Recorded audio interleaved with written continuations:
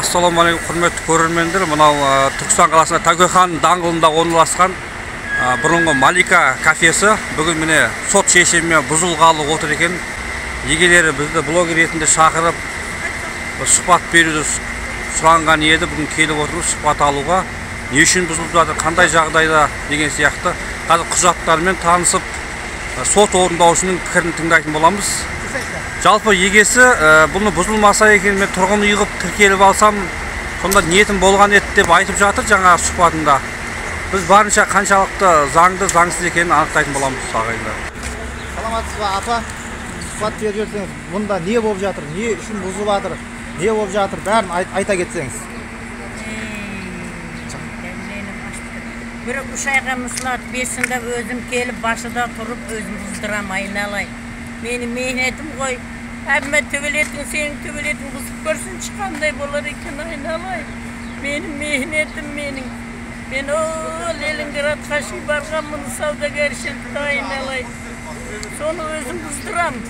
Bir 3 ay muhlat 5 ayналай 3 ay muhlat 5. Скоридағлан шақырқылық давлениесі көтерілді.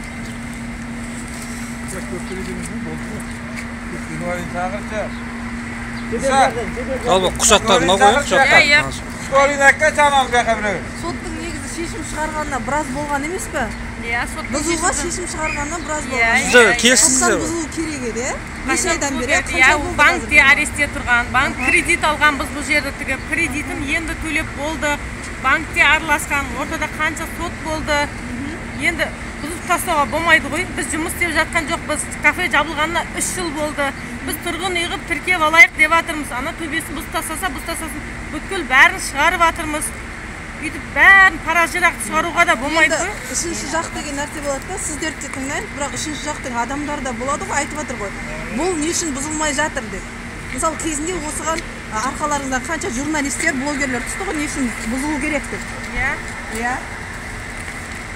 Біреу көмектесіп бересің ме апа?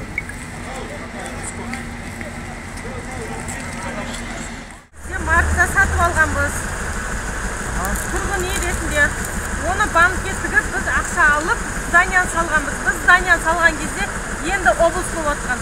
Сол кезде аны-мұны құжат деп кредит алып, біз бітіріп алдық. Бізді заңсыз стройка деп сотқа берді. Судья Аксаматов бізді заңсыз стройка бұзылсын деп шығарған. Бизнеске бұзылсын деп шығарған. Тұрғын үйге емес, бизнеске бұзылсын деп шығарған. Біз бизнесті бүткіл тоқтаттық. 3 жыл болды, жұмыс істеп жатқан жоқпыз. Бірақ әлі таңдайда бұзыңдар деп қоймай жатыр. Қалай сонда тұрғын үйді заңдастыруға болмай ма не сонда? Сонда сіздер сатып алған арғы тарап не деп жатыр сонда? Арғы тарап машинасымен ат қойған деп біз жерді машинасымен ат қойған деп. Міне нотариус тұр. Міне көріңіздер, бүткіл құжаттың бәрі оригинал құжаттар. Ешқандай претензия жоқ. Оған сотта болған, сотта оларды қайтарған. Дәлелі жоқ деп оларды. Машинство болғанда сіздердікі енді сатып алған мынау ненің нотариустың қағазы, иә? Ешқандай машинство емес. Машинство жоқ, ешқандай. Бәрі таза құжат. Сіздер сот шешіммен келіспейсіздер ғой, келіспей тұрсыздар. Сот шешіммен келіспейміз. Келіспейміз біз. Бізді бұл жерде бизнеске бұзылсын деп шығарған. Тұрғын үй емес, мұны бәрі рекламалар алдында жұмыс істеп жатқан жоқ. Тұрғын үйді бұзуға мүмкін емес шығар. Бірақ тұрғын үй рұқсат салмайтын шығар тұрғын үй. Тұрғын үйдің құжаты дайын болған бет негіз? Иә, міне тұрғын үй бойынша тұр бұл. Тұрғын үй бойынша тіркелген ғой. Иә, тұрғын үй бойынша тұр құжатта.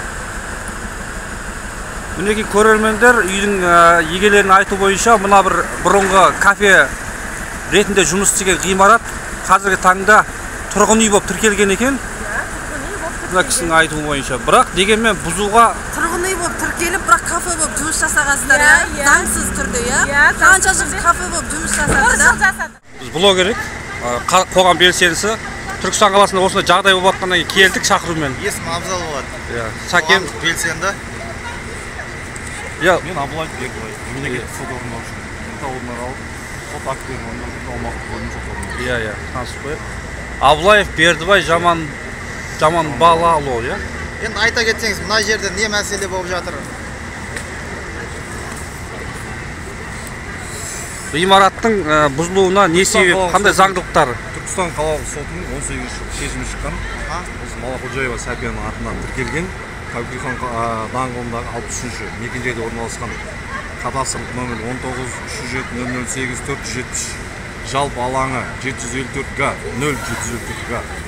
Код тәрізде салынған, жалпы ұзындығы 27 метр, ені 17-7 метр, қабырға шлакоблок қаланған 14 бөлмелі қоғамдық тамақтану ғимараты, екі қабатты жертөленің ұзындығы 18-7 метр, ені 19-7 метр темір конструкциямен, темір бетонмен, плитамен салынған осы қабат жапсарлас ұзындығы 27-6, осы жалпы осы Малика кафесі бұзылуға жазды.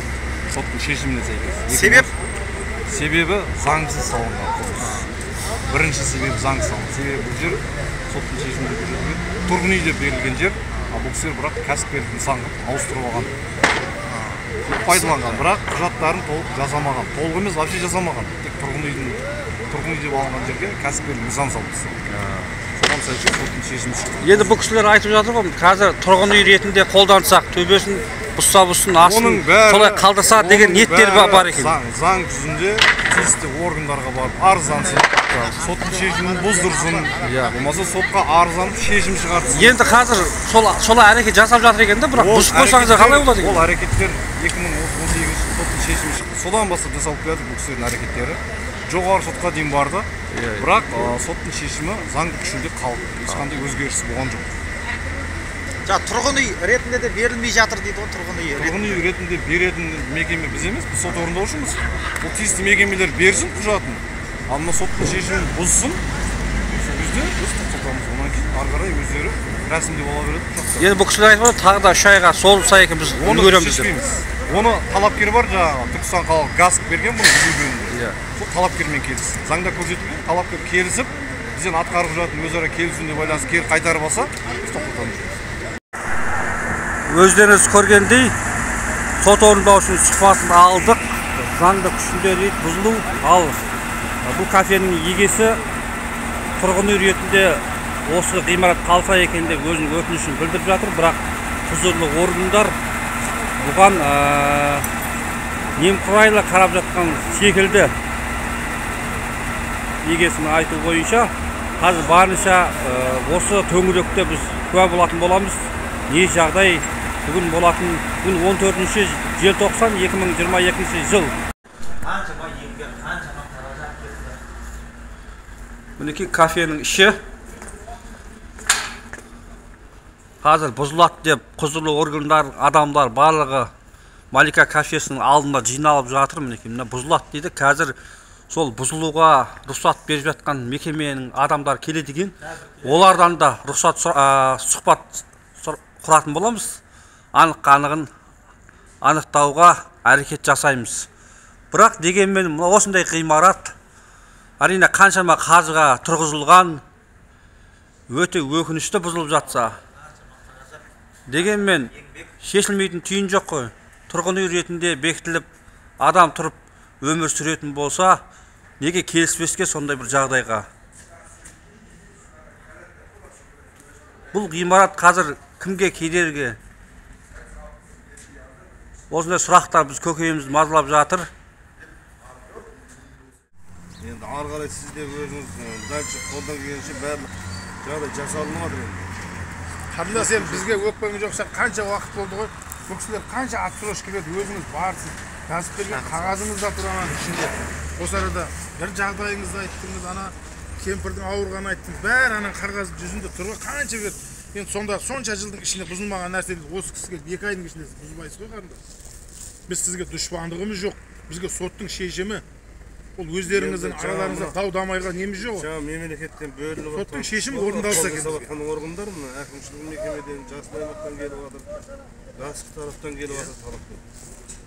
Осы кісілердің жаңа ықпалын пайдаланып, мынаның бәрін күшті пайдаланып, қазір әдемі жаңағы келісімге келіп, бұзып, мына техникалардың бәрін қазір құр уақыт ұстамай, адамдарды да бәрін.